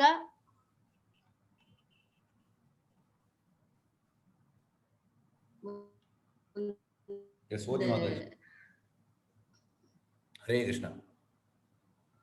ಹರೇ ಕೃಷ್ಣ. ಅಚ್ಯುತ. ಹರೇ ಕೃಷ್ಣ. ಎಂತಾಯ್ತು? ಮುಂದಿನ ಪೇಜ್ ಬರ್ಲಿಲ್ವಾ? ಜಗತ್ತಿನ ಸೆರೆಮನೆ. ಕಲ್ಪದ ಅಂತ್ಯದಲ್ಲಿ ಶಿವನು ಎಲ್ಲವನ್ನೂ ನಾಶ ಮಾಡುತ್ತಾನೆ. ಸೆರೆಮನೆಯ ನಿರ್ವಹಣೆಯ ವಿಷಯವೇನಿದ್ದರೂ ಎಲ್ಲ ವಿಷ್ಣುವಿನದೇ. ರಾಜ್ಯದ ಕಾರಾಗೃಹದ ನಿರ್ವಹಣೆ ಏನಿದ್ದರೂ ರಾಜ್ಯಕ್ಕೆ ಸೇರುತ್ತದಲ್ಲ, ಹಾಗೆ ಈ ಐಹಿಕ ಅಸ್ತಿತ್ವವೇ ಒಂದು ಸೆರೆಮನೆ.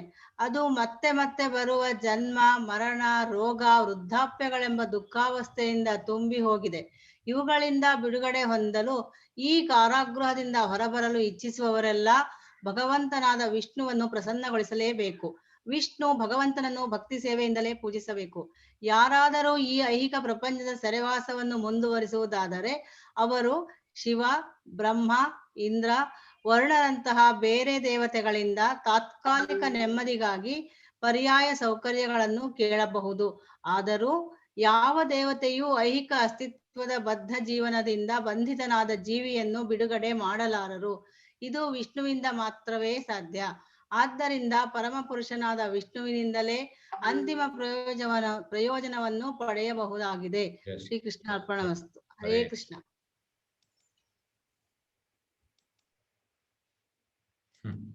ಎಷ್ಟು ಕ್ಲಿಯರ್ ಆಗಿ ಉಂಟು ನೋಡಿ. ಆದ್ರೂ ಕೂಡ ನಾವು ಎಷ್ಟು ಮೂರ್ಖರು, ಎಲ್ಲರನ್ನೂ ದೇವರಂತ ಭಾವಿಸ್ತೇವೆ. ಇಲ್ಲಿ ಎಂತ ಹೇಳುವಂತ ನೋಡಿ, ಲಾಸ್ಟ್ ಶಿವ, ಬ್ರಹ್ಮ, ಇಂದ್ರ, ವರುಣರಂತ ಬೇರೆ ದೇವತೆಗಳನ್ನು ತಾತ್ಕಾಲಿಕ ನೆಮ್ಮದಿಗಾಗಿ. ಇವರದ್ದು ಅಟ್ಲೀಸ್ಟ್ ಹೆಸರುಂಟು. ನಾವು ಎಷ್ಟೋ ಈಗ ಪೂಜೆ ಮಾಡ್ತಿದ್ದೇವೆ, ಹೆಸರಿಲ್ಲ. ಇವರನ್ನೇ ಅಂದ್ರೆ ಇವರಿಗೆ ಅಂತ ತಾತ್ಕಾಲಿಕ ನೆಮ್ಮದಿಗಾಗಿ ಪರ್ಯಾಯ ಸೌಕರ್ಯಗಳನ್ನು ಕೇಳಬಹುದಂತ ಅವರಿಂದ. ಹಾಗಾಗಿ ನಾವು ನೋಡಿ ಎಷ್ಟು ಪ್ರಭುಪಾದ ಹೇಳ್ತಾರೆ, ನಾವು ಎಷ್ಟು ಮೂರ್ಖರ ಅಂದ್ರೆ ಪ್ರಭುಪಾದ ಈ ಸೆಂಟೆನ್ಸ್ ಅನ್ನ ಹೇಳುವಂಥದ್ದು. ಯಾಕೆಂದ್ರೆ ಪ್ರಭುಪಾದ ಅಮೆರಿಕಕ್ಕೆ ಹೋಗಿ ಈ ಪ್ರಚಾರ ಮಾಡಿದ್ರು. ಅವರಿಗೆ ಯಾರ ಬಗ್ಗೆ ಕೂಡ ಈ ಶಿವ ಆಗ್ಲಿ, ಬ್ರಹ್ಮ ಆಗ್ಲಿ, ಕೃಷ್ಣ ಯಾರ ಬಗ್ಗೆ ವಿಷ್ಣು ಎಂತ ಗೊತ್ತಿಲ್ಲ. ಪ್ರಭುಪಾದಲ್ಲಿ ಎಂತ ಹೇಳಿದ್ರು ಅಂದ್ರೆ, ದೀಸ್ ಅಮೆರಿಕನ್ಸ್ ಆರ್ ಮ್ಯಾಡ್ ಅಂತೆ. ಅವ್ರು ಹುಚ್ಚರು. ಯಾಕಂದ್ರೆ ಅವರಿಗೆ ಕೃಷ್ಣನ ಬಗ್ಗೆ ಏನ್ ಗೊತ್ತಿಲ್ಲ, ದೇವರ ಬಗ್ಗೆ ಏನ್ ಗೊತ್ತಿಲ್ಲ, ಹುಚ್ಚರ ಅಂತ ಪ್ರಭುಪಾದ ಹೇಳಿದ್ರು. ಮತ್ತೆ ಅವ್ರು ಹೇಳಿದ್ರು, ಆದ್ರೆ ದೀಸ್ ಇಂಡಿಯನ್ಸ್, ಭಾರತೀಯರು, ದೇ ಆರ್ ಡಬಲಿ ಮ್ಯಾಡ್. ಆಗ ಶಿಷ್ಯಗೆ ಹೇಳಿದ, ಪ್ರಭು ನೀವು ಯಾಕೆ ಭಾರತೀಯರನ್ನು ಡಬಲಿ ಮ್ಯಾಡ್ ಅಂತ ಹೇಳ್ತಿದ್ರು? ಅವರು ಎಲ್ಲರನ್ನು ದೇವರಂತ ಭಾವಿಸುವಂತ. ಅಟ್ಲೀಸ್ಟ್ ಅಮೆರಿಕನ್ಸ್ ಅವ್ರು ಹುಚ್ಚರು, ಯಾಕಂದ್ರೆ ಅವರಿಗೆ ದೇವರೆಂತಂದು ಗೊತ್ತಿಲ್ಲ, ಯಾರ ಬಗ್ಗೆ ಗೊತ್ತಿಲ್ಲ, ಬ್ರಹ್ಮ ಆಗ್ಲಿ ಶಿವ ಆಗ್ಲಿ ಯಾವ್ದು ಗಣಪತಿ ಯಾವ್ದು ಗೊತ್ತಿಲ್ಲ, ಅಂದ್ರೆ ದೇವತೆಗಳು ಮತ್ತೆ ದೇವರು ಕೃಷ್ಣ ವಿಷ್ಣು ಇದು ಯಾವ್ದು ಗೊತ್ತಿಲ್ಲ ಅವ್ರಿಗೆ, ಹಾಗಾಗಿ ಹುಚ್ಚಾರ ಅಂತ ಹೇಳ್ಬೋದು. ಆದ್ರೆ ಭಾರತೀಯರು ಡಬಲ್ ಹುಚ್ಚಾರ ಅಂತ, ಯಾಕಂದ್ರೆ ಎಲ್ಲರನ್ನು ಒಂದು ಮನುಷ್ಯ ಅಲ್ಲಿ ಕೂಡ ಅವನನ್ನು ದೇವರಂತ ಭಾವಿಸುವಂಥದ್ದು. ಹಾಗಾಗಿ ದಯವಿಟ್ಟು ನಾವು ತಿಳಿಬೇಕು ನೋಡಿ, ಎಷ್ಟು ಕ್ಲಿಯರ್ ಆಗಿ ಉಂಟು. ಮತ್ತೆ ಕೂಡ ನಾವು ಹೋಗ್ತೇವೆ, ಅದರ ಅರ್ಥ ಎಂತ ಪ್ರಭುಪಾದ ಹೇಳ್ತಾರೆ, ಇದನ್ನು ತಿಳಿದು ಕೂಡ ಹೋದ್ರೆ cheaters are better to be cheated. ಯಾಕಂದ್ರೆ ನಾವು ತಿಳಿದು ಮತ್ತೆ ಹೋಗ್ತೇವಲ್ಲ, ಹಾಗಾಗಿ ನಮ್ಗೆ ಯಾವ ಚೀಟಿಂಗ್, ಇನ್ನೊಬ್ಬ ಚೀಟಿಂಗ್ ಮಾಡಿಯೇ ಮಾಡ್ತಾನೆ ದೇವರ ಹೆಸರಲ್ಲಿ, ಈ ರೀತಿ ಹಾಗಿದ್ದರೆ ದಯವಿಟ್ಟು ತಿಳ್ಕೊಳ್ಳಿ. ಓಕೆ,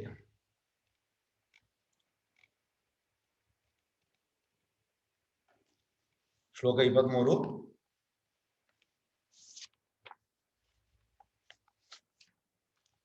ಸತ್ವಂ ರಜಸ್ತಮ ಇತಿ ಪ್ರಕೃತಿರ್ಗುಣಾಸ್ತೆ ಯುಕ್ತಪರಾ ಪುರುಷ ಏಕ ಹ್ಯಸ್ಯ ದತ್ತೆ ಸ್ಥಿತಿ ಆದಾಯ ಹರಿ ವಿರಿಂಚಿ ಹರೇ ಸಂಜ್ಞಾ ಶ್ರೇಯಾಂಸಿ ತತ್ರ ಕಲೌ ಸತ್ವತನೋರ್ಣಂ ಸ್ಯೂ.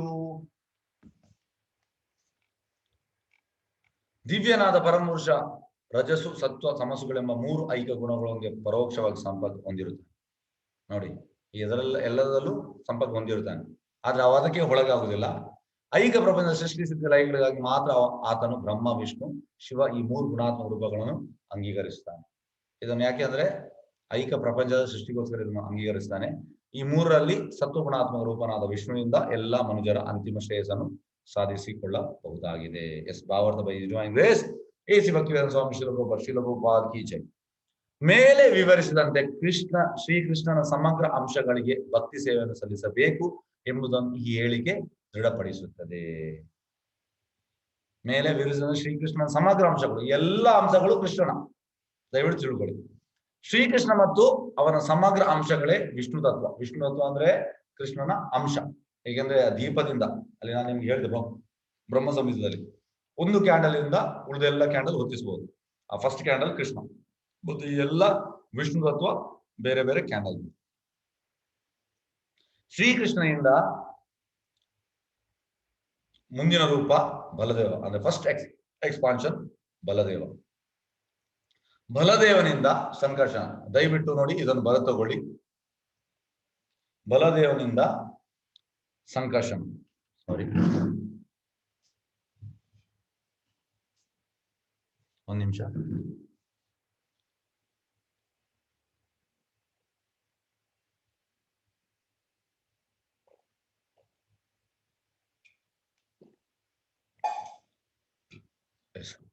ಫಸ್ಟ್ ಕೃಷ್ಣನಿಂದ ಬಲದೇವ, ಕೃಷ್ಣನಿಂದ ಮುಂದಿನ ರೂಪ ಬಲದೇವ, ಬಲದೇವನಿಂದ ಸಂಕರ್ಷಣ, ಸಂಕರ್ಷಣೆಯಿಂದ ನಾರಾಯಣ, ನಾರಾಯಣನಿಂದ ಎರಡನೇ ಸಂಕರ್ಷಣ.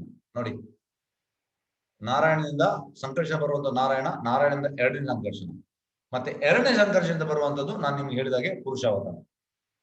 ಈ ಸಂಕರ್ಷಣ ಎರಡನೇ ಸಂಕರ್ಷಣ ಬರುವಂತದ್ದು ವಿಷ್ಣು ಪುರುಷ ಅವತಾರಗಳು, ಅಂದ್ರೆ ಮಹಾವಿಷ್ಣು, ಕರ್ಣದಕ್ಷ ವಿಷ್ಣು, ಗರ್ಭೋದಕ್ಷ ವಿಷ್ಣು, ಕ್ಷೀರೋದಕ್ಷ ವಿಷ್ಣು. ಈ ಐಕ ಪ್ರಪಂಚದಲ್ಲಿ ವಿಷ್ಣು ಅಥವಾ ಸತ್ವಗುಣದ ಅಧಿದೇವತೆಯೇ ಕ್ಷೀರೋದಕ್ಷಿ ವಿಷ್ಣು. ಅಂದ್ರೆ ನಮ್ಮ ಹೃದಯದಲ್ಲಿರುವಂತಹ ಪರಮಾತ್ಮ ಕ್ಷೀರೋದಕ್ಷ ವಿಷ್ಣು ಅಥವಾ ಪರಮಾತ್ಮ ಎಂಬ ಪುರುಷ ಅವತಾರ. ಬ್ರಹ್ಮ ರಜಸ್ಸಿನ ಅಧಿದೇವತೆ, ಶಿವ ತಮಸ್ಸಿನ ಅಧಿದೇವತೆ. ಈಗ ನೋಡಿ, ಆ ಬೇರೆ ಬೇರೆ ಪುರಾಣಗಳು, ತಾಮಸ ಪುರಾಣ, ರಾಜಸಿಕ ಪುರಾಣ, ಸಾತ್ವಿಕ ಪುರಾಣ, ವೇದವ್ಯಾಸರು ಬರ್ತದೆ. 18 ಪುರಾಣದಲ್ಲಿ ಭಾಗವತಂ ಸಾತ್ವಿಕ ಪುರಾಣದಲ್ಲಿ ಬರ್ತದೆ. ಭಾಗವತಂ ಲಾಸ್ಟಿಗೆ ಬರ್ತದು, ಆದ್ರೆ ಅದಕ್ಕೆ ಟಾಪ್ ಮೋಸ್ಟ್ ಪ್ಲೇಸ್. ಶಿವ ತಮಸ್ಸಿನ ಅಧಿದೇವತೆ. ಈ ಮೂವರು ಐಕ ಪ್ರಪಂಚದ 3 ಗುಣಗಳ ವಿಭಾಗ ಮುಖ್ಯಸ್ಥರು. ಬ್ರಹ್ಮನ ರಜೋಗುಣದಿಂದ ಸೃಷ್ಟಿ ಸಾಧ್ಯವಾಗಿದೆ. ಅದನ್ನು ನಾಶ ಬಂದಾಗ ಶಿವ ತಾಣವೃತ್ತಿಯಿಂದ ಅದನ್ನು ಎಸೆಯುವ, ಅಂದ್ರೆ ನಾಶ ಮಾಡ್ಲಿಕ್ಕೆ ಶಿವ. ಐಕವಾದಿಗಳು ಮತ್ತು ಮೂಢ ಜನರು ಕ್ರಮವಾಗಿ ಬ್ರಹ್ಮ ಮತ್ತು ಶಿವರನ್ನು ಪೂಜಿಸುವರು. ಆದರೆ ಶುದ್ಧ ದಿವ್ಯವಾದಿಗಳು ಸತ್ವರೂಪನಾದ ವಿಷ್ಣುವಿನ ವಿಭಿನ್ನ ರೂಪಗಳನ್ನು ಪೂಜಿಸುವರು. ಅಂದ್ರೆ ನೋಡಿ, ಶುದ್ಧ ದಿವ್ಯ ಅಂದ್ರೆ ಶುದ್ಧ ಭಕ್ತರು. ಸ್ವಾಂಶ ರೂಪಗಳನ್ನು ಪರಮ ಪುರುಷನೆಂಬ ಪರಮ ಪುರುಷನೆಂದು ಕರೆಯಲಾಗಿದೆ. ವಿಭಿನ್ನಾಂಶ ರೂಪಗಳನ್ನು ಜೀವಿಗಳೆಂದು ಕರೆಯಲಾಗಿದೆ. ಅಂದ್ರೆ ಸ್ವಾಂಶ ರೂಪ, ಈಗ ಎಲ್ಲ ವಿಷ್ಣು ತತ್ವ ಎಲ್ಲ ಸ್ವಾಂಶ ರೂಪ, ಅದನ್ನು ಪರಮ ಪುರುಷ ಎಂದು ಕರೆಯಲಾಗಿದೆ. ಆದ್ರೆ ವಿಭಿನ್ನಾಂಶ ಅಂದ್ರೆ ಈಗ ಬ್ರಹ್ಮ ಜೀವತತ್ವ ಆ ವಿಭಿನ್ನಾಂಶ ಬರುತ್ತೆ. ಜೀವಿಗಳು ಮತ್ತು ಪರಮ ಪುರುಷ ಇಬ್ಬರು ತಮ್ಮ ಮೂಲ ಆಧ್ಯಾತ್ಮಿಕ ರೂಪ ಹೊಂದಿದ್ದಾರೆ. ನಮ್ಗೆ ಆಕ್ಚುಲಿ ಆಧ್ಯಾತ್ಮಿಕ ರೂಪ ಉಂಟು, ಆದ್ರೆ ಈಗ ಅದು ಕವರ್ ಆಗಿದೆ. ಜೀವೇರೆ ಸ್ವರೂಪವೈ ಕೃಷ್ಣೇರೆ ನಿತ್ಯದಾಸ್, ನಾವು ಕೃಷ್ಣನ ನಿತ್ಯ ಸೇವಕರು. ನಮಗೆ ಒಂದು ಆಧ್ಯಾತ್ಮಿಕ ರೂಪ ಉಂಟು, ಆದ್ರೆ ಈಗ ಭೌತಿಕ ಲೋಕದಲ್ಲಿ ನಾವು ಇಂದ್ರಿಯ ಸುಖದಲ್ಲಿ ತೊಡಗಿದ ಕಾರಣ ಅದು ಕವರ್ ಆಗಿದೆ. ಈಗ ನಾವು ಜಪ ಮಾಡಿ ಅದನ್ನು ವಾಪಸ್ ಪುನರ್ಜೀವಿಸಬೇಕು. ಜೀವಿಗಳು ಕೆಲವು ಬಾರಿ ಐಕ್ಯ ಶಕ್ತಿಯ ಅಧೀನಕ್ಕೊಳಪಟ್ಟಿರುತ್ತಾರೆ, ಆದರೆ ವಿಷ್ಣುವಿನ ರೂಪಗಳು ಯಾವಾಗಲೂ ಈ ಶಕ್ತಿಯ ನಿಯಾಮಕಗಳಾಗಿರುತ್ತವೆ. ನೋಡಿ, ಇದನ್ನು ನಾವು ತಿಳಿಬೇಕು. ನಾವು ಈ ಐಕ್ಯ ಶಕ್ತಿಯ ಅಧೀನಕ್ಕೆ ಒಳಗಾಗ್ತೇವೆ. ಐಕ್ಯ ಶಕ್ತಿ ಯಾರ ಅಂಡರಲ್ಲಿ ನಡೆಯುವುದು? ದೇವಿಯ ಅಂಡರಲ್ಲಿ. ಆದರೆ ವಿಷ್ಣು ರೂಪಗಳು ಯಾವಾಗಲೂ ಈ ಶಕ್ತಿಯ ನಿಯಾಮಕ, ಅಂದ್ರೆ ಈ ದೇವಿಯು ಕೃಷ್ಣನ ಕಂಟ್ರೋಲ್ ಅಲ್ಲಿ ಉಂಟು. ಪರಮ ಪುರುಷ ವಿಷ್ಣು ಐಕ್ಯ ಪ್ರಪಂಚದಲ್ಲಿ ಆವಿರ್ಭವಿಸಿದಾಗ ಐಕ್ಯ ಶಕ್ತಿ ಅಧೀನದಲ್ಲಿರುವ ಬದ್ಧರಾದ ಜೀವಿಗಳು ವಿಮೋಚನೆಗಾಗಿ ಬರುತ್ತಾರೆ. ಪರಮ ವಿಷ್ಣು ಐಕ್ಯ ಪ್ರಪಂಚದಲ್ಲಿ ಆವಿರ್ಭವಿಸಿದಾಗ ಐಕ್ಯ ಶಕ್ತಿ ಅಧೀನದಲ್ಲಿರುವ ನಾವು ಜೀವಿಗಳು ನಾವು ವಿಮೋಚನೆಗಾಗಿ ಬರುತ್ತೇವೆ. ಅಂತ ಜೀವಿಗಳು ಪ್ರಭುಗಳಾಗುವ ಆಶಯದಿಂದ ಐಕ್ಯ ಜಗತ್ತಿನ ಜನ್ಮ ತಿಳಿಯುತ್ತಾರೆ. ಮತ್ತೆ ಎಂತಂದ್ರೆ ನಮ್ಗೆ ಪ್ರಭುಗಳಾಗ್ಬೇಕು, ದೇವರಾಗ್ಬೇಕು. ಹೆಚ್ಚಿನವ್ರಿಗೆ ಮಾಯವಾದಿಗಳಿಗೆ ಅವ್ರು ಎಂತ ಹೇಳೋದು? ಒಬ್ಬರು ನಾರಾಯಣ ಅಂತ ಹೇಳುವಂಥದ್ದು. ಯಾಕಂದ್ರೆ ಅವರಿಗೆ ನಾನು ನಾರಾಯಣ, ಪ್ರಭು ಹೇಳ್ತಾರೆ ನಾರಾಯಣ ಆಗ್ಲಿಕ್ಕೆ ಚಾನ್ಸ್ ಇಲ್ಲ, ನಾವು ಯಾವಾಗ್ಲೂ ನಾರಾಯಣನ ದಾಸರು. ತನ್ಮೂಲಕ ಅವರು ತ್ರಿಗುಣಗಳಿಂದ ಸಿಲುಕಿಕೊಳ್ಳುತ್ತಾರೆ. ಮತ್ತೆ ನಾವೆಂತ ಆಗ್ತೇವೆ? ನಮ್ಗೆ ದೇವರಾಗ್ಲಿಕ್ಕೆ ಇಚ್ಛೆ, ಮತ್ತೆ ನಾವು ಈ 3 ಗುಣಗಳಿಗೆ ನಾವು ಸಿಕ್ಕಿ ಬೀಳ್ತೇವೆ. ಹೀಗಾಗಿ ಜೀವಿಗಳು ಹಲವು ಬಾರಿ ಸೆರೆಮನೆ ವಾಸವನ್ನು ಅನುಭವಿಸಲು ತಮ್ಮ ಐಕ್ಯ ಹೊರ ಆವರಣವನ್ನು ಬದಲಾಯಿಸುತ್ತಲೇ ಇರಬೇಕಾಗುತ್ತದೆ. ಹಾಗಾಗಿ ನಾವು ಹುಟ್ಟು ಸಾವಲ್ಲಿ ಇದ್ದೇವೆ. ಯಾಕಂದ್ರೆ ನಾವು ಈ 3 ಗುಣಗಳಿಗೆ ಒಳಗಾಗಿದ್ದೇವೆ. ಪರಮ ಪುರುಷನ ಆದೇಶದ ಮೇರೆಗೆ ಬ್ರಹ್ಮನು ಐಕ್ಯ ಜಗತ್ತಿನ ಸೆರೆಮನೆಯನ್ನು ಸೃಷ್ಟಿಸಿದ್ದಾನೆ. ಇದು ಸೆರೆಮನೆ, ಐಕ್ಯ ಜಗತ್ತು, ಅದು ಬ್ರಹ್ಮ ಸೃಷ್ಟಿ ಮಾಡಿದ್ದು. ಕಲ್ಪದ ಅಂತ್ಯದಲ್ಲಿ ಶಿವನು ಎಲ್ಲವನ್ನು ನಾಶ ಮಾಡ್ತಾನೆ. ಈ ಕಲ್ಪ ಎಂಡಾಗೋ ಶಿವ ನಾಶ ಮಾಡ್ತಾನೆ. ಸೆರೆಮನೆಯ ನಿರ್ವಹಣೆಯ ವಿಷಯವೇನಿದ್ದರೂ ಎಲ್ಲ ವಿಷ್ಣು ಇದೆ. ಅಂದ್ರೆ ಅದರ ಮೇನ್ ಎಂತ ಹೇಳುದು, ಪ್ರೊಟೆಕ್ಟರ್ ವಿಷ್ಣು. ರಾಜ್ಯದ ಕಾರಾಗೃಹದ ನಿರ್ವಹಣೆ ಏನಿದ್ದರೂ ರಾಜ್ಯಕ್ಕೆ ಸೇರುತ್ತದಲ್ಲ. ನೋಡಿ, ಪ್ರಭುಪಾದ ಉದಾಹರಣೆ ಕೊಟ್ಟಿದ್ದಾರೆ. ರಾಜ್ಯದ ಕಾರಾಗೃಹದ ಯಾರು ನಿರ್ವಾಹಕ? ರಾಜ್ಯ ಅಂದ್ರೆ ಚೀಫ್ ಮಿನಿಸ್ಟರ್ಗೆ. ಹಾಗೆ ಈ ಐಕ್ಯ ಅಸ್ತಿತ್ವದ ಒಂದೇ ಸೆರೆಮನೆ, ಅದು ಮತ್ತೆ ಬರುವ ಜನ್ಮ ಮರಣ ರೋಗ ವೃದ್ಧಾಪಗಳೆಂಬ ದುಃಖಾವಸ್ಥೆಯಿಂದ ತುಂಬಿ ಹೋಗಿವೆ. ಅಂದ್ರೆ ಜನ್ಮ ಮೃತ್ಯು ಜರ ವ್ಯಾಧಿ. ಈಗ ಅದು ಸೆರೆಮನೆ, ನಾವು ಇರುವುದು ಸೆರೆಮನೆಯಲ್ಲಿ. ಆದ್ರೆ ನಾವು ಎಂತ ಹೇಳಿದ್ದೇವೆ? ನಾನು ಹೋಟೆಲ್ ಅಲ್ಲಿ ಇದ್ದೇನೆ ಅಂತ ಭಾವಿಸ್ತೇವೆ. ಆಕ್ಚುಲಿ ನಾವು ಹಾಸ್ಪಿಟಲ್ ಅಲ್ಲಿ ಇದ್ದೇವೆ. ಹಾಸ್ಪಿಟಲ್ ನಮ್ಮ ರೋಗ ನಾವು ಮುಕ್ತರಾಗ್ಬೇಕು. ಯಾವ್ದು ರೋಗ? ಜನ್ಮ ಮೃತ್ಯು ಜರ ವ್ಯಾಧಿ. ಇದು ನಾವು ರೋಗ ಇದನ್ನ ನಾವು ಬಿಡುಗಡೆ ಬರ್ಬೇಕು. ಇವುಗಳಿಂದ ಬಿಡುಗಡೆ ಹೊಂದಲು ಆ ಕಾರಾಗೃಹದಿಂದ ಹೊರಬರಲು ಇಚ್ಛಿಸುವವರೆಲ್ಲ ಭಗವಂತನಾದ ವಿಷ್ಣುವನ್ನು ಪ್ರಸನ್ನಗೊಳಿಸಬೇಕು. ನೋಡಿ, ನಿಮ್ಗೆ ಯಾರಿಗಾದ್ರು ಪ್ಲಾನ್ ಇದ್ರೆ, ಈ ಕಾರಾಗೃಹದಿಂದ ಹೊರಗೆ ಬರ್ಲಿಕ್ಕೆ ಪ್ಲಾನ್ ಇದ್ರೆ, ನೀವು ಕೃಷ್ಣನನ್ನು ಪ್ರಸನ್ನಗೊಳಿಸಬೇಕು. ವಿಷ್ಣು ಭಗವಂತನನ್ನು ಭಕ್ತಿ ಸೇವೆಯಿಂದಲೇ ಪೂಜಿಸಬೇಕು. ಯಾರಾದ್ರೂ ಈ ಐಕ್ಯ ಪ್ರಪಂಚದ ಸೆರೆವಾಸವನ್ನು ಮುಂದುವರಿಸುವುದಾದರೆ ಅವರು ಶಿವ, ಬ್ರಹ್ಮ ಮತ್ತು ವರುಣನಂತ ಬೇರೆ ದೇವತೆಗಳಿಂದ ತಾತ್ಕಾಲಿಕವಾಗಿ ನೆಮ್ಮದಿ ಪರ್ಯಾಯವನ್ನು ಸೌಕರ್ಯವನ್ನು ಕೇಳಬಹುದು.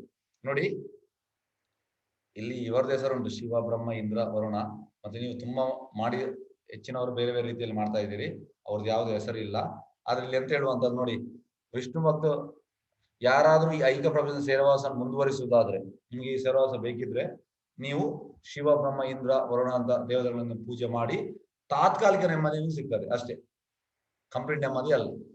ಆದರೂ ಯಾವ ದೇವತೆಯು ಐಕ್ಯ ಅಸ್ತಿತ್ವದ ಬದ್ಧ ಜೀವನದಿಂದ ಬಂಧಿತನಾದ ಜೀವಿಯನ್ನು ಬಿಡುಗಡೆ ಮಾಡಲ್ಲ. ನಾವೀಗ ಬದ್ಧ ಜೀವಿಗಳು, ನಮ್ಗೆ ಸಿದ್ಧ ಜೀವಿ ಮಾಡ್ಲಿಕ್ಕೆ ಆಗುದಿಲ್ಲ. ಯಾರಿಗೆ? ಬ್ರಹ್ಮ, ಇಂದ್ರ, ಶಿವ, ವರುಣ ಇವರಿಗೆ ಆಗುದಿಲ್ಲ. ಇದು ವಿಷ್ಣುವಿನಿಂದ ಮಾತ್ರವೇ ಸಾಧ್ಯ. ಎಷ್ಟು ಕ್ಲಿಯರ್ ಆಗಿ ಪ್ರಭುಪಾದ್ ನೋಡಿ, ಮಗುವಿಗೆ ಹೇಳಿದ್ದಾರೆ. ಆದ್ರೂ ಕೂಡ ನಮ್ದು ನಾಯಿ ಬಾಲ ಡೊಂಕು, ಮತ್ತೆ ನಾವು ಪುನಃ ಮೂಷಿಕ ಭವ. ಆದ್ದರಿಂದ ಪರಮ ಪುರುಷನಾದ ವಿಷ್ಣುವಿಂದಲೇ ಅಂತಿಮ ಪ್ರಯೋಜನವನ್ನು ಪಡೆಯಬಹುದಾಗಿದೆ. ಎಸ್. ವಾಂಚಕಲ್ಪತರುಭ್ಯಶ್ಚ ಕೃಪಾ ಸಿಂಧುಭ್ಯೋ ಚ ಪತಿತಾನಾಂ ಪಾವನೇಭ್ಯೋ ವೈಷ್ಣವೇಭ್ಯೋ ನಮೋ ನಮಃ. ಅನಂತ ಕೋಟಿ ವೈಷ್ಣವಂದಿಗೆ ಜಯ. ನಾಮಾಚಾರ್ಯ